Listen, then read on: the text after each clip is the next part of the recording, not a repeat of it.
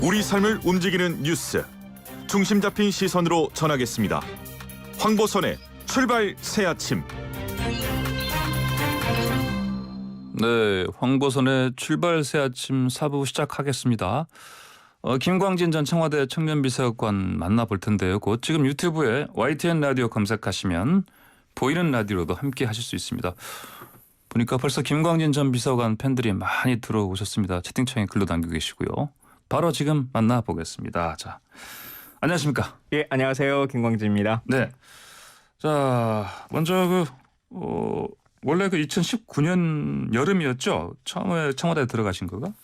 예, 처음에 제가 정무비서관으로 들어가서 1년 정도 일을 하고 또 말씀하신 것처럼 청년비서관실이 새로 생기면서 그곳에서 초대 비서관으로 일을 했었습니다. 초대 청년비서관. 예. 그렇죠. 청년비서관 어떤 자리입니까? 사실 우리 사이에서 청년이라고 하는 것이 이슈가 된 게 꽤 오랜 시간이 흐르긴 했습니다. 예. 그럼에도 불구하고 청년이라고 하는 것 자체가 법제화된 것은 그렇게 긴 시간이 아닐 것이거든요. 예. 2020년 8월 5일 날 청년기본법이라고 하는 것이 만들어지면서 대한민국의 청년은 이러이러한 사람들입니다. 네. 그래서 국가는 이러이러한 책무를 져야 합니다라고 하는 것이 이제 정해졌는데 예. 실은 그 기준으로 보면 아직 채 우리의 청년 정책이라고 하는 것은 1년도 되지 않은 시기이거든요. 그래서 그렇죠. 이제 예.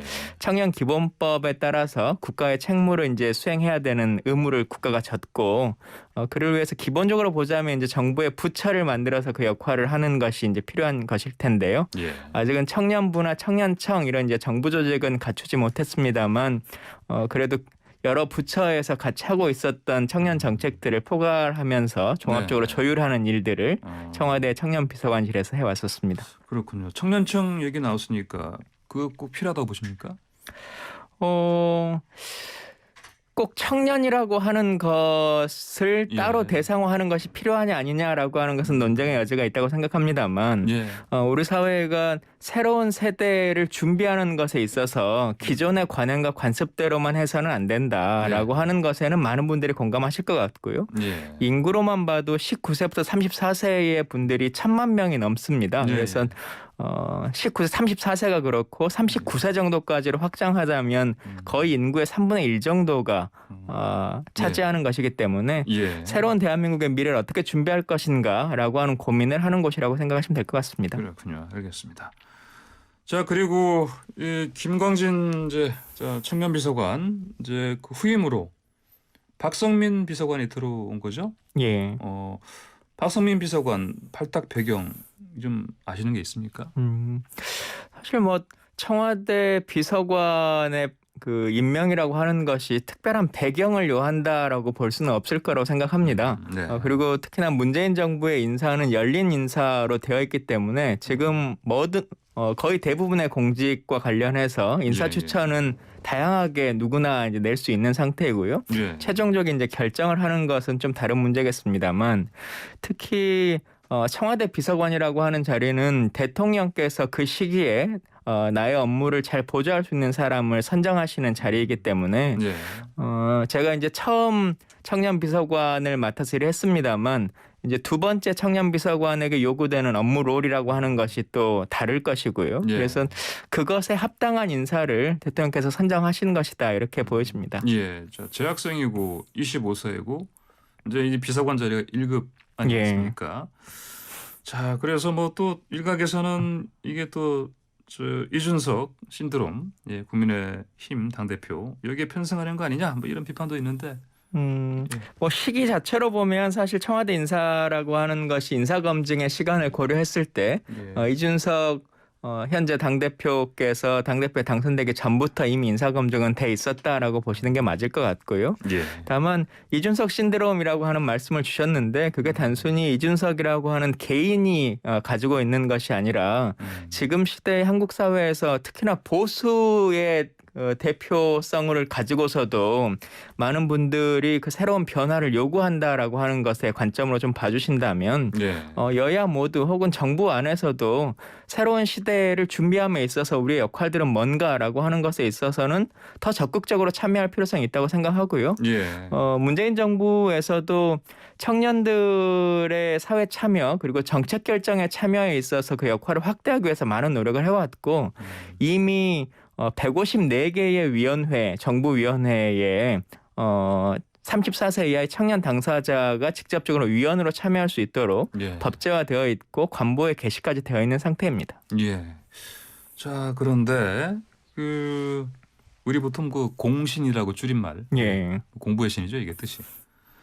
공신으로 잘 알려진 그 강성태 씨, 그러니까 이제 박성민 비서관 임명을 두고 이제 방금 말씀드린 것처럼 25살에 1급 된 이분, 이 탑이다, 톱이다, 이렇게 저격을 했는데 이분 비판은 좀 이해가 갑니까?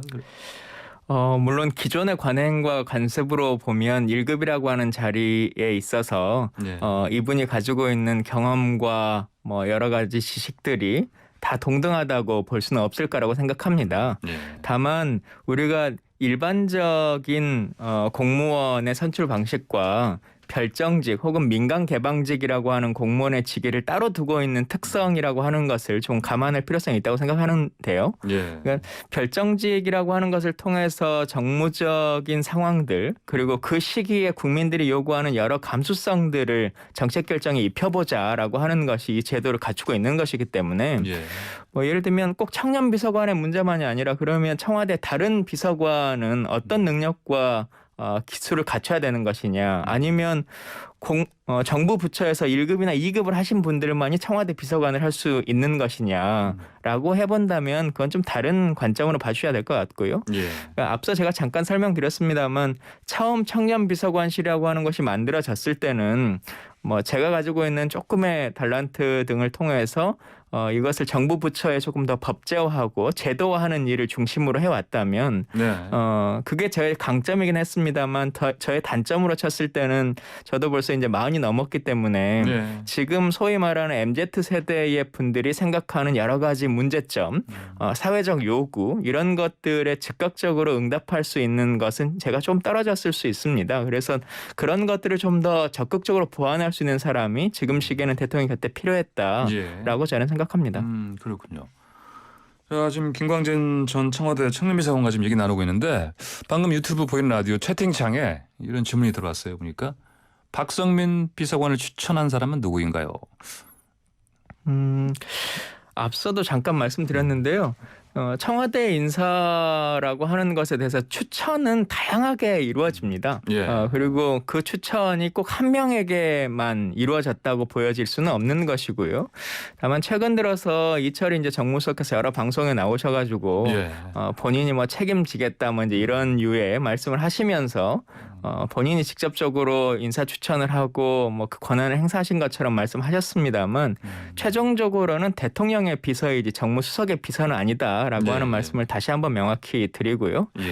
사실 그 발언으로 인해서 저는 좀 안타깝다고 느꼈는데 정무수석이 책임진다라고 하는 그 워딩으로 인해서 청년 비서관이 독립적인 주체로서 그 책임성을 다할 수 있는 것을 더 격화시킨 것은 아닌가라고 하는 안타까움은 있습니다. 그러게 방금 말씀하신 게 저거 말씀하시는 거죠? 그 국민의힘 그 보좌진 협의회. 그건 조금 달랐는데요. 그래요? 뭐 청년 비서관이 잘못하면 정무수석이 책임지겠다. 뭐 이런 류의 말씀을 초기에 좀 하셨죠. 또 뭐 이거 또 니들은 시험으로 뽑았냐 뭐. 그러니까 별정직 공무원과 일반직 공무원의 차이를 설명하시면서 이제 그런 말씀을 주신 것 같은데 그렇죠. 저는 이것도 조금 과했다고는 생각합니다.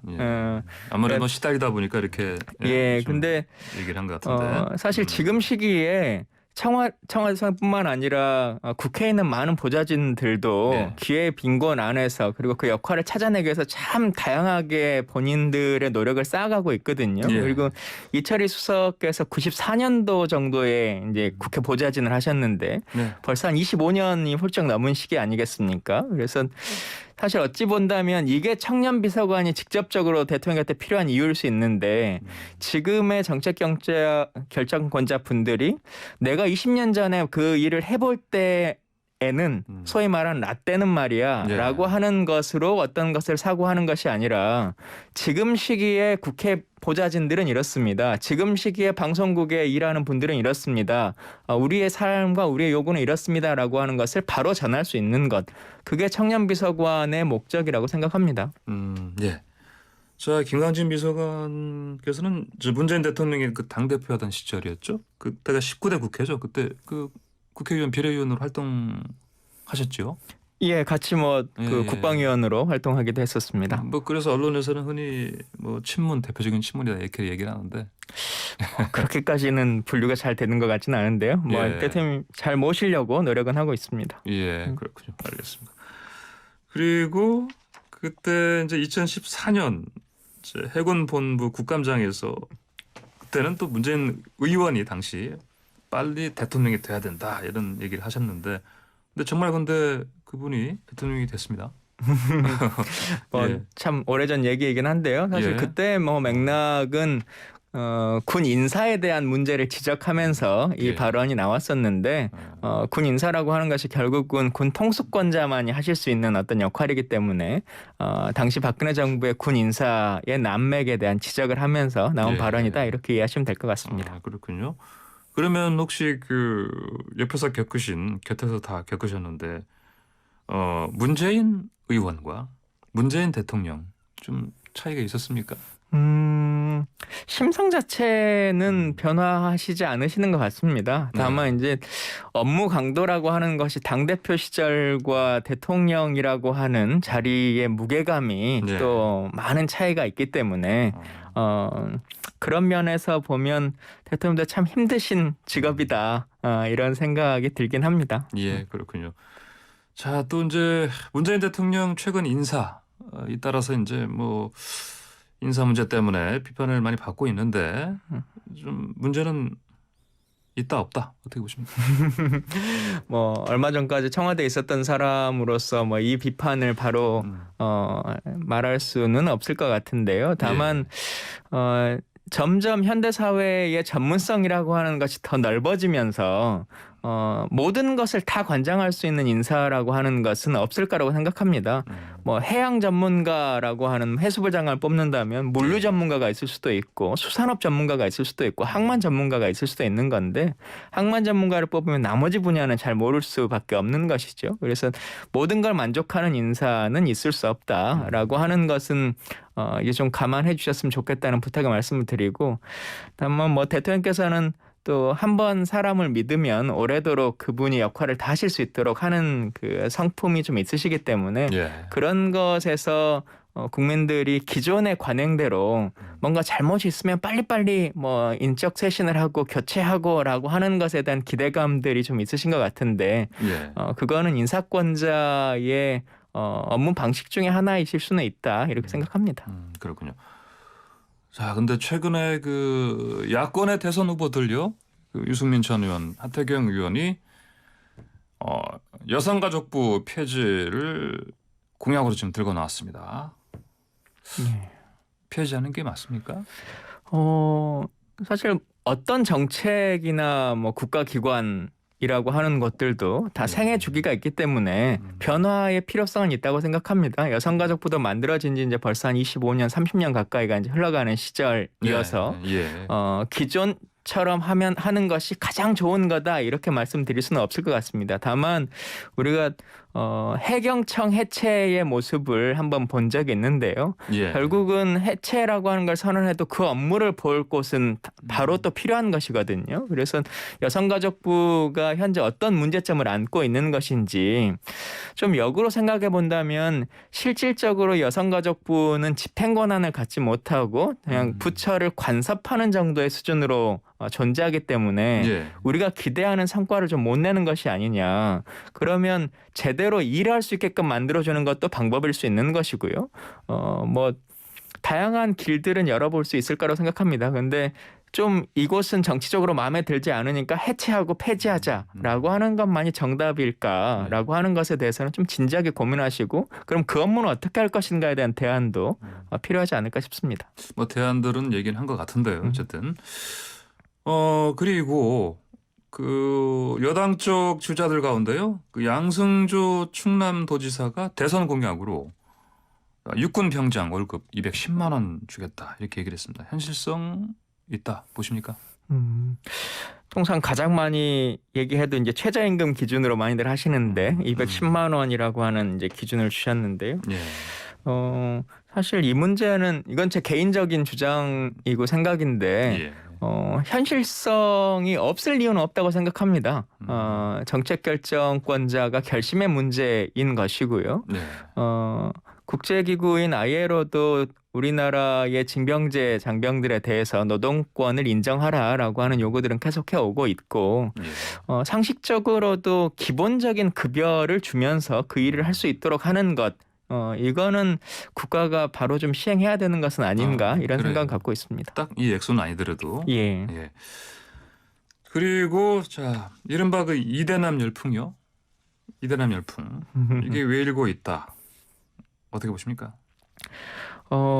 사실 이제 이대남이라고 하는 용어가 요즘 많이 쓰이고 있습니다만 예. 조금 더 분류해서 보자면 남녀를 포함한 20대의 어떤 이슈인 문제인 것과 남성과 여성의 문제에서 남성의 이슈인 것 이것을 좀 덜어낼 필요성이 있고요. 어떻게 예. 보면 그 문제에서의 교집합으로 발생하는 것이 20대 남성의 문제일 수 있는데 가장 대표적으로 뭐 많이 거론되는 것이 뭐 페미니즘이라고 하는 것으로 대표되고 있는 성별 격차의 문제 혹은 차등의 문제일 수 있는데 예. 실제로 그 고민은 같이 좀 해보셨으면 좋겠다는 생각은 듭니다. 그러니까 한국 사회 전체적으로 봤을 때는 여전히 여성의 권익이 우리 사회 내에서는 많이 부족하고 국가가 그것을 지원하고 사회 공동체가 같이 책임져야 되는 부분들이 있습니다만 20대 중후반기까지의 삶 자체로만 본다면 일반적인 경쟁 사회 안에서 실제 이분들은 남녀 간의 격차를 크게 느끼지 않고 살아왔거든요. 네. 근데 우리 사회가 오랜 기간 동안 이제 관습화되어 있는 제도 안에서 당연히 20대에도 격차가 있을 거다라고 하는 것으로 이미 보정되어 있는 정책들이 있습니다. 그래서 그런 것에서 느끼는 박탈감들이 조금씩 있으신 것 같은데 예. 좀 잘못된 정책이 있으면 보정할 필요성은 있다고 생각하고요. 다만 너무 모든 문제를 바라보는 관점이 남녀 간의 성별 격차로만 바라보는 거 그리고 20대 남성들은 뭔가 문제 있는 집단이다라고만 보실 필요는 없고 그들의 목소리에 대해서도 진지하게 좀 받아들일 필요성은 있다고 생각합니다. 그렇군요. 알겠습니다. 자 그리고 지금 국민의힘의 새 당대표 이준석 대표 원래 그 김광진 전 의원께서는 우리 YTN의 그 방송사 고정 코너 출연 같이 함께 하셨는데 네, 이준석 대표랑 방송도 참 오래 했었고 실제 정치를 같이 시작한 것도 2011년도에 저는 민주당 최고위원으로 시작했고 그분은 그때 당명이 정확하지 않았는데 하여튼 지금 현재 국민의힘의 비대위원으로 이렇게 같이 정치 시작해서 10년을 같이 이제 고민하면서 같은 직업을 가지면서 일을 해왔었는데요. 이제 당 대표가 되셔서 요즘 이제 워낙 높은 분이 되셨는데 잘 역할을 해주셔서 한국 정치의 새로운 미래의 비전을 좀 보여주시면 좋겠다 이렇게 생각합니다. 그러시군요. 요즘 혹시 뭐 조언 같은 건 안 주시고요? 제가 조언을 드릴 이제 위치가 아니셔가지고요. 다만 그냥 기본적인 이야기만 나누고 있습니다. 그렇군요. 알겠습니다.